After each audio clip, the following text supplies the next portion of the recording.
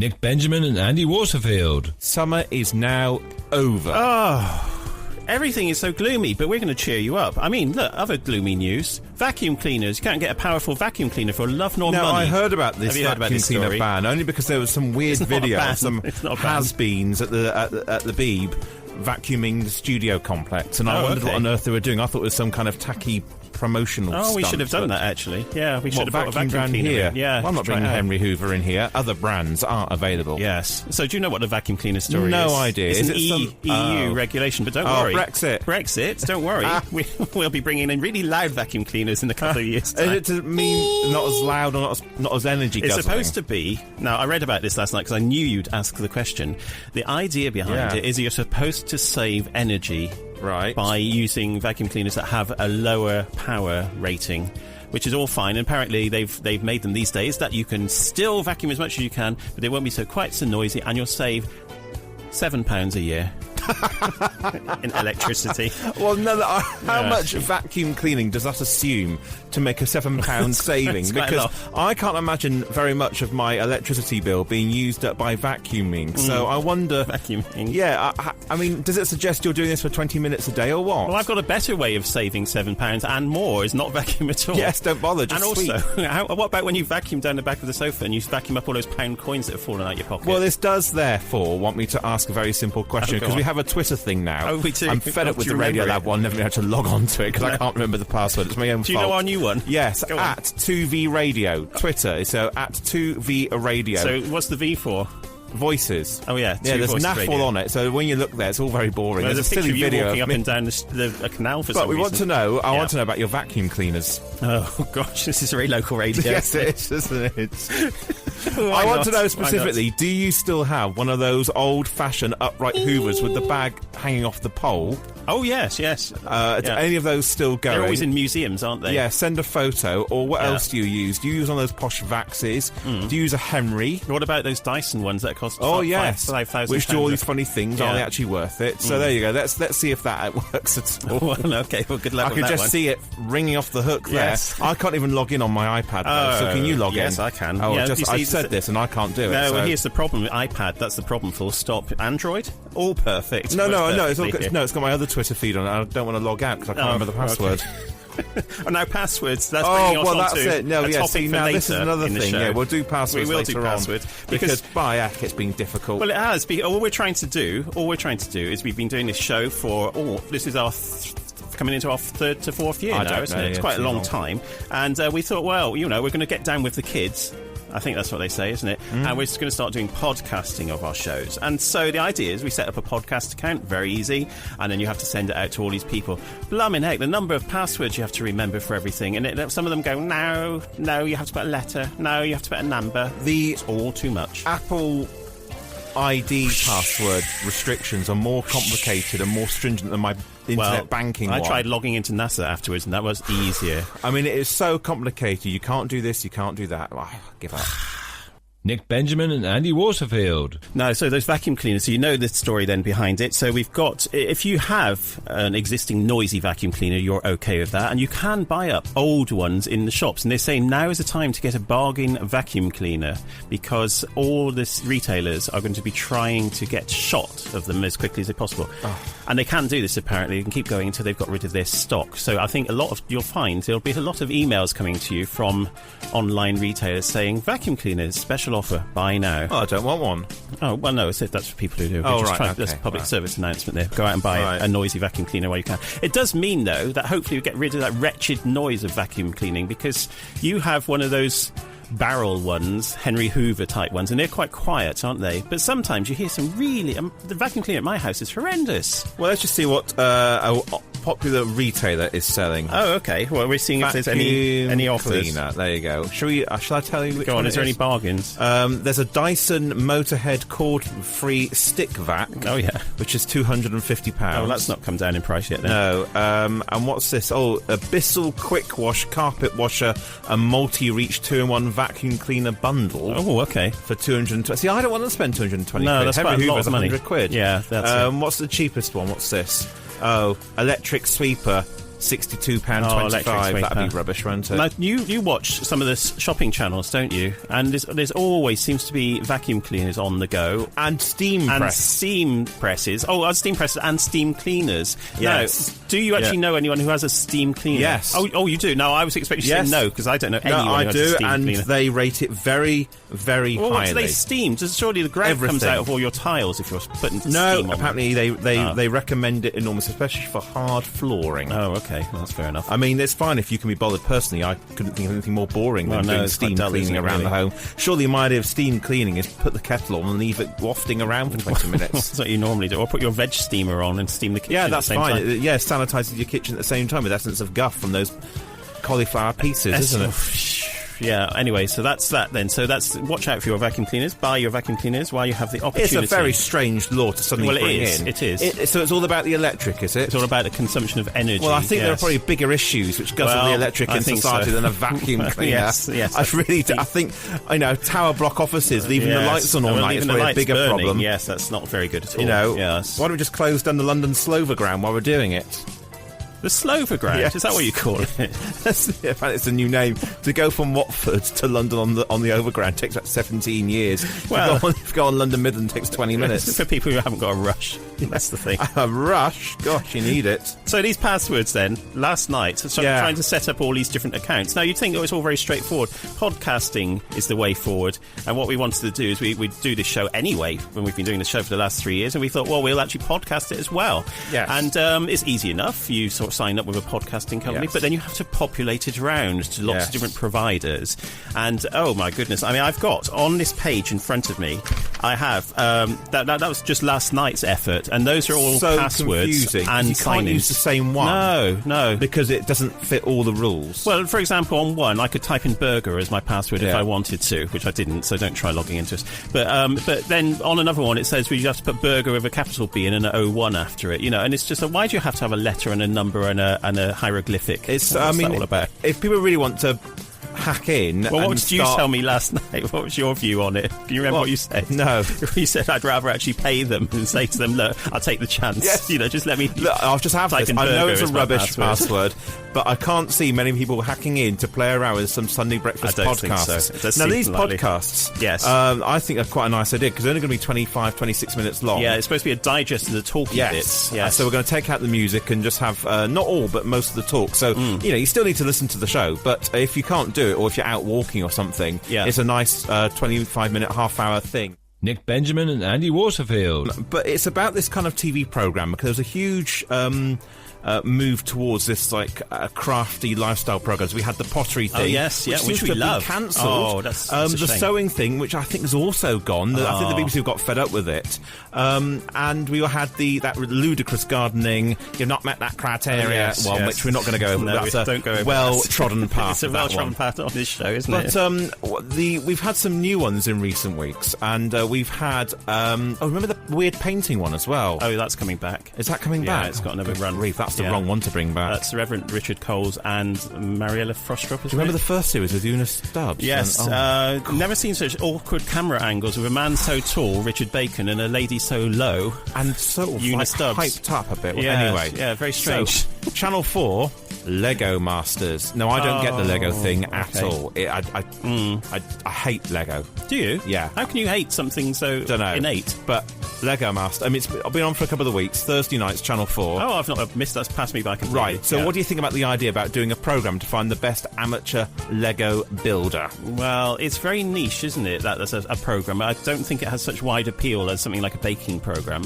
Well, that's exactly it. Yeah, it's very Channel 4. Is it getting figures? If we happen to, I can't. I was looking, and I couldn't find out. But they've only done 4 of them, so it's sort of risk-free. You see, a friend of mine, her son, which seems to be the sort of age group that this programme may be targeted at, he's 12 and he loved Lego up until 11 years, his first 11 years, and then suddenly last year decided to ditch Lego and moved on to something new. Oh, well, that's fair enough for kids, though, which is what you expect, but it must be adults. This is people in their 40s. Because I remember a programme probably about a year ago where people were trying to get a job at Lego. Can you remember? Did you see that programme? I remember it being on. I didn't watch it. And life was too short. The people are so enthusiastic, just as I suppose we are about radio and broadcasting and going on railway journeys and that sort of thing. Their thing is sort of Lego and creating stuff out of these blocks. I mean, don't get me wrong, it's very creative, but I had Lego when I was little, but Lego these days is really advanced. Have you seen Lego? It's really recently? complicated. And very expensive. Yeah, and also, very expensive, you have the whole thing, and then what it allows you to do is to build this amazing spaceship or whatever, let's say as an example.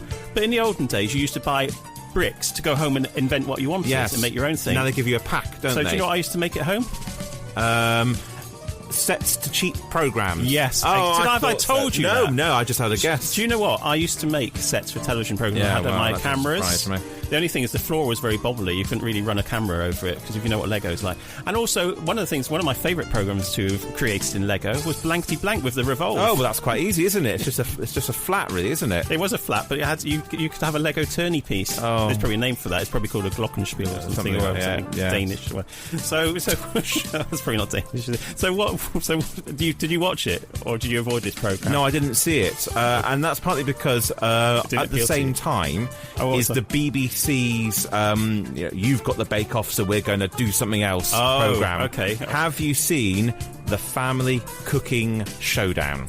No, that's passed me by. Have I missed out, or have I done well to miss out? Rosemary Schrager.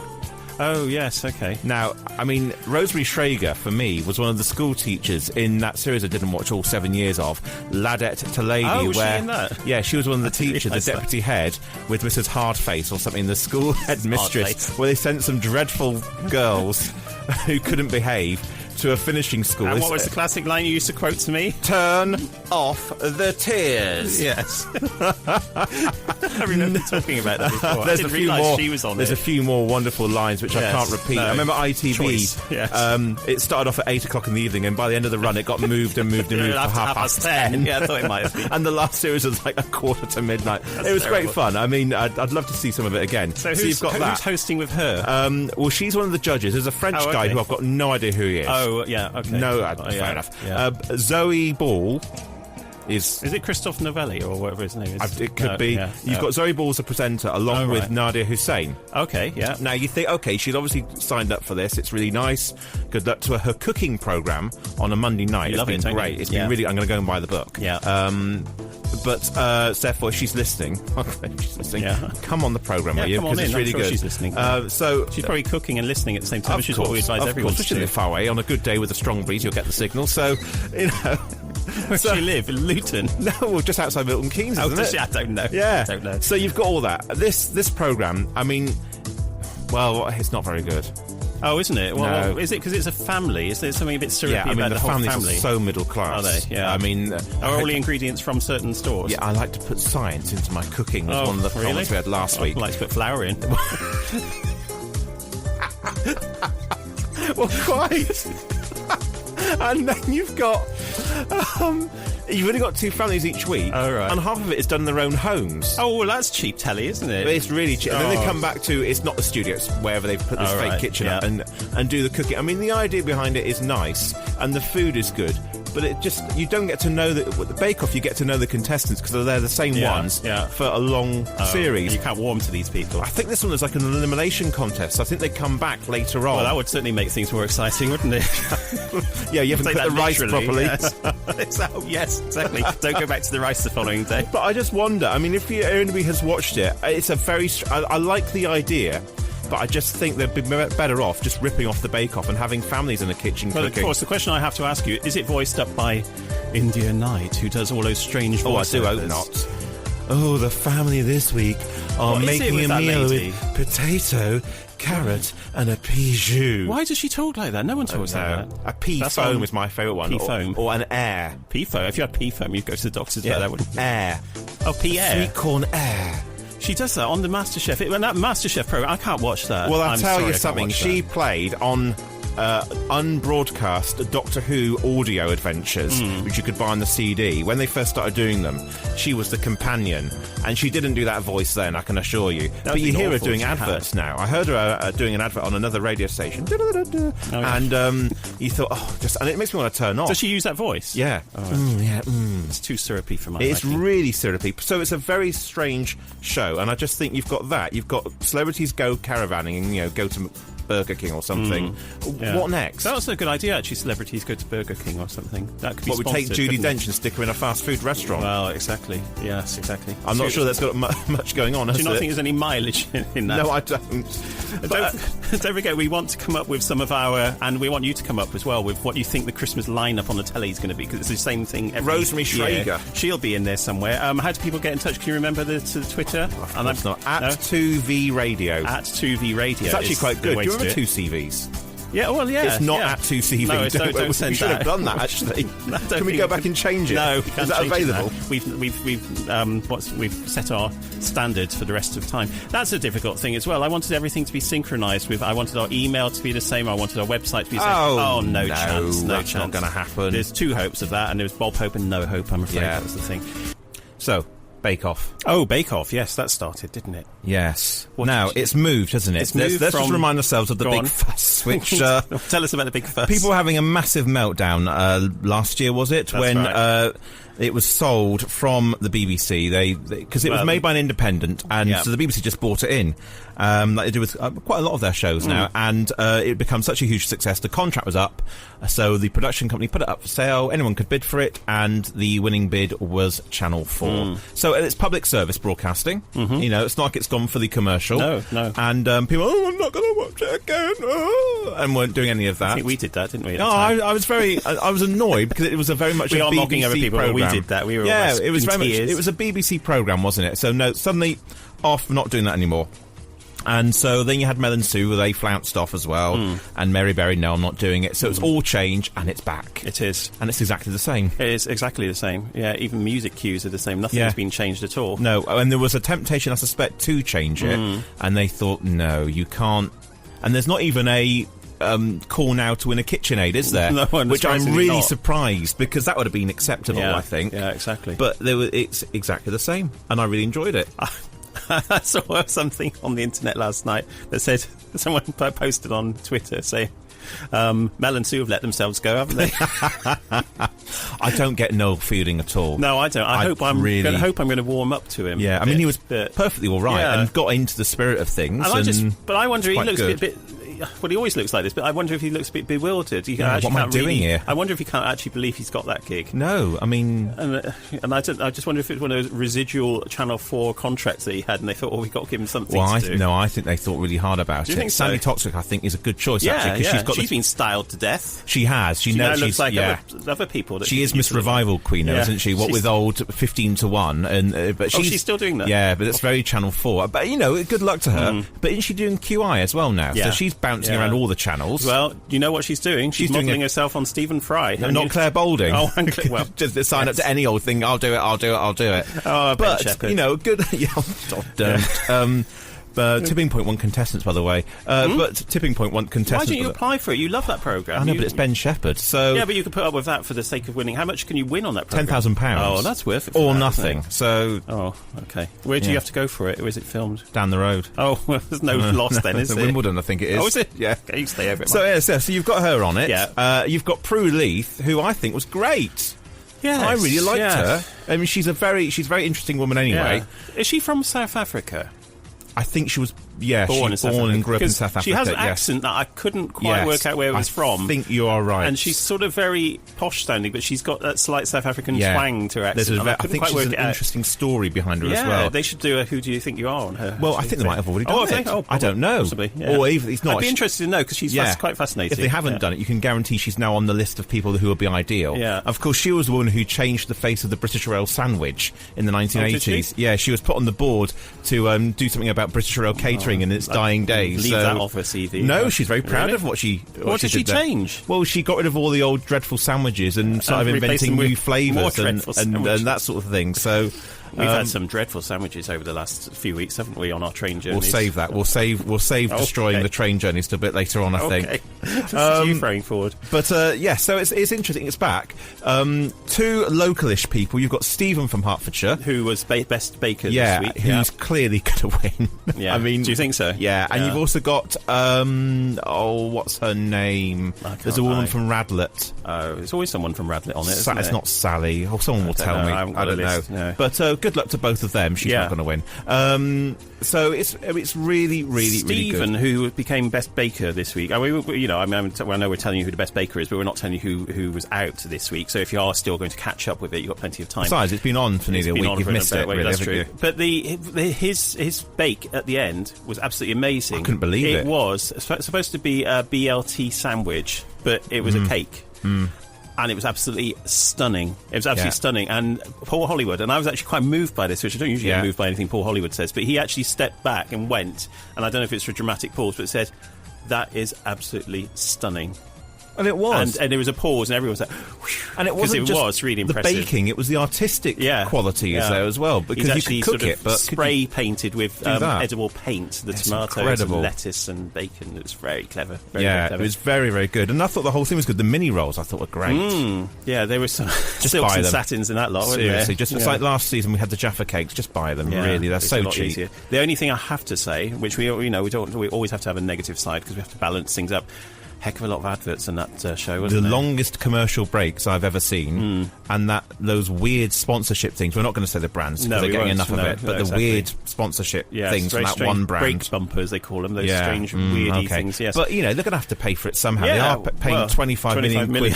That's £2.5 million a show. Quite a lot of money to make it really is. So they've got to get it from somewhere. And, of course, they had to do that thing where they were about to reveal, and then it was another ad break. But the ad breaks weren't that bad. They weren't too bad. Go to the loo or something, can't you? It was all baking things, did you notice, in the ad breaks? It was all... Yes. I mean, when else do you advertise that kind of thing? It's very strange, isn't it? So I think it's great, and I think it's going to do... Well, it did do really well in the ratings. Not as many as the BBC, but that's almost by default by being on Channel 4, isn't it? There's a strange thing, which I've never really understood, that people don't turn over or don't go to Channel 4, but they'll watch the Caravan Network, won't they? And that sort of... If you're longing for the days of the old Bake Off, they're still rerunning them all...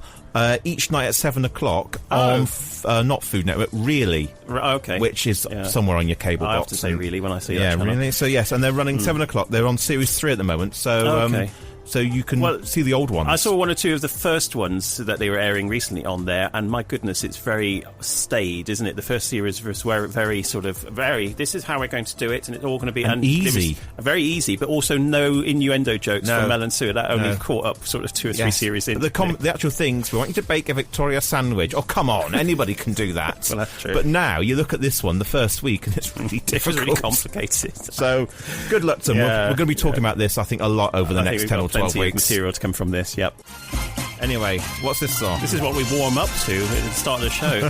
It's The Price is Right, the American version. The Price is Right, and the other one, I can't find it. I was going to play Your Cards Right. Oh, in fact, here it is. Hang on. Oh.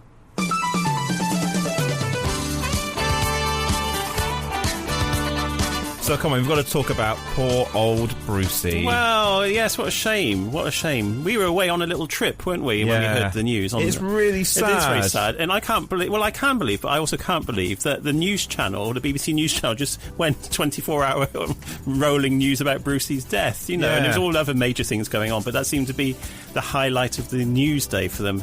And I suppose it's sort of been expected for a long time. We've not really heard from him much on the TV or on radio or anywhere for a long time. And I think people knew something was coming up. But it's such a sad... I mean, what an innings, though, in terms of a career. All those years on the telly. What was your favourite Brucie game show? Because he did become the master of the game show, didn't he? So, which one? Well, I think it has to be The Price is Right. Yeah, it has to be The Price is Right, just because I like the whole format of The Price is Right. And when Leslie Crowther started with it, and he did a very good job, and that's the first time we'd ever seen anything like that on TV.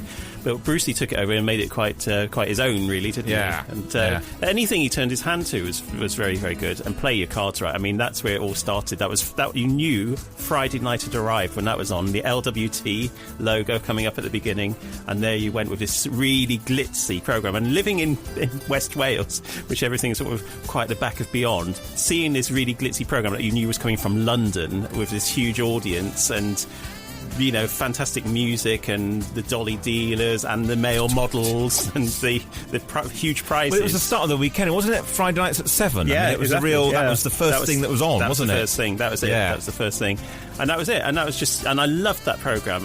When I was little watching it, I used to love watching that programme. There was something about it. Everything was so glitzy about it. That's what it was.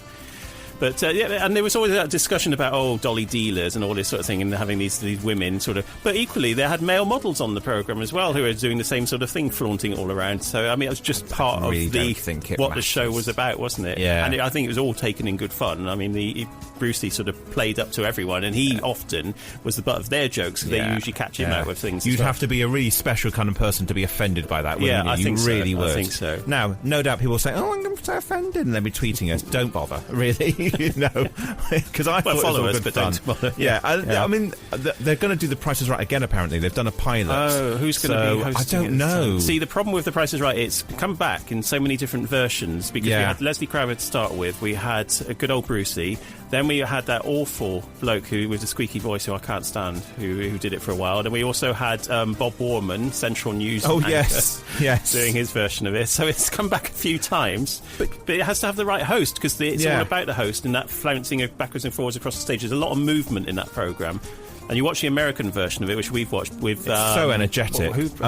Drew Carey. It's so energetic. It's an energetic programme, and that's part of the fun. You're exhausting. Sweeping up by it. But then you see, right to the end of his career, he was doing that kind of busy show because, of course, Strictly Come Dancing, which revived him again. Yeah. I mean, that's an absolute hell of a show to do, isn't it? I mean, it's exhausting. It's an hour and a half live. Yeah. And I think isn't that back next week? I think so. I think it's coming back. September. Yeah, 9th September. So that's been a huge success, and it's still going. Yeah. But he's a huge entertainer. Even if you don't like him, you've got to say, to keep going for that long. Well, the Generation Game, a lot of people forget about that because that was a long time ago. But the Generation Game was where we first found out about him. That's a Mel and Sue vehicle. They've done the pilot for that. Yes. That's so I think that's almost their reward for staying with the Beeb, isn't it? You can have a go at doing a quiz program. Yes. Or what do you want to do? Let's do the Generation Game. Because actually, it will work with their physical comedy quite well. Yeah. Interesting. Oh, poor old Brucie. How old was he?